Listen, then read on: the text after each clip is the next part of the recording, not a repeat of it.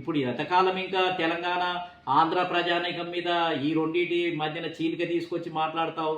నువ్వు ఇలా కుల అసమానతలకు వ్యతిరేకంగా మాట్లాడకపోతే తెలంగాణ గురించి ఒకదాని గురించి మాట్లాడితే నువ్వు మోసం చేసినట్టుగానే.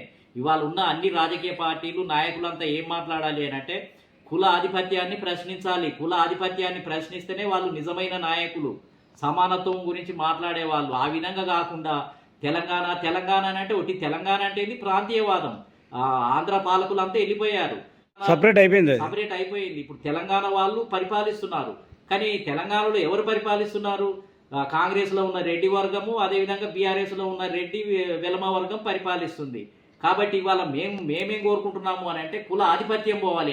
ప్రాంతం మారినా కానీ రాజకీయం మారలేదు. కాబట్టి ఇలా కుల అసమానతలకు వ్యతిరేకంగానే పోరాటం చేయాలి. అంటే ఏంది?